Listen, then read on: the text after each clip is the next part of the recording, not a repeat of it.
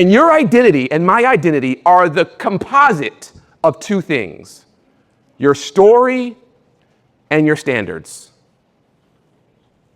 If you want to change your identity, you have to change your story and your standards. Identity drives everything.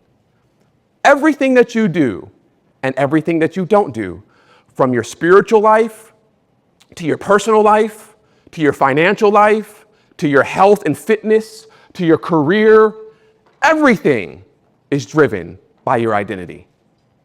Your identity is the subtle operating system that's functioning under the thing that drives the thing in your life. And your identity is the composite of the story you tell yourself and the standards that you hold for yourself. Story is nothing more than the intentional narrative you tell yourself about who you are, where you've come from, and what you're capable of becoming.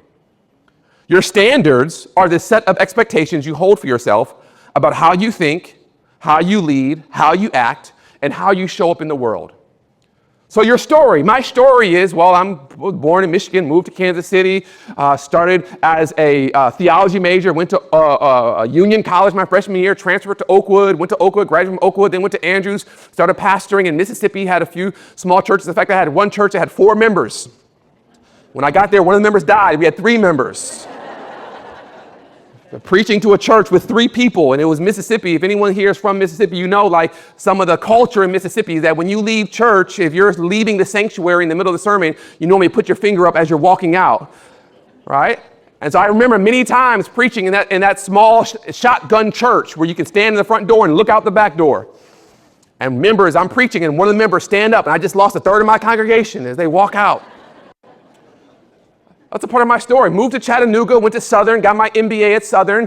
Felt like, man, I can do this pastoring thing, but there's something else I really enjoy doing. That's working with organizations and leaders. So I got my MBA from Southern, and then I got an opportunity to serve as an executive pastor in Riverside. So I moved to Riverside, California with my wife, and her family's in Long Beach, and I started working there. And then I went back to school to work on my PhD in organizational psychology. Fell in love with organizations and culture and leaders, and how do we help systems develop leaders and culture and people. And I decided to transition from pastoring into consulting and coaching and speaking full time. And along the way, I've had some success. I've had some failures. I've made some mistakes. I've bumped some bruises. I had 3 daughters, beautiful daughters. One of them was born premature. She was born at 24 weeks. Spent five months in the NICU, transferring from hospital to hospital, Southern California, Kaiser Permanente.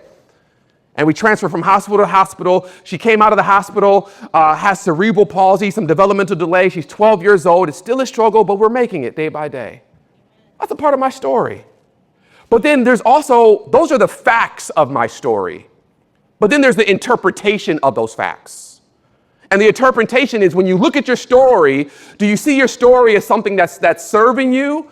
Something positive that's influencing you and having a positive effect on you? Or do you see your story as something that is like, man, yeah, I made some mistakes. That relationship didn't work out, and then that marriage ended in divorce, and that kid hates me, and this person I didn't do it, didn't do well on this job. And the way that you're interpreting your story is one where you are constantly the victim.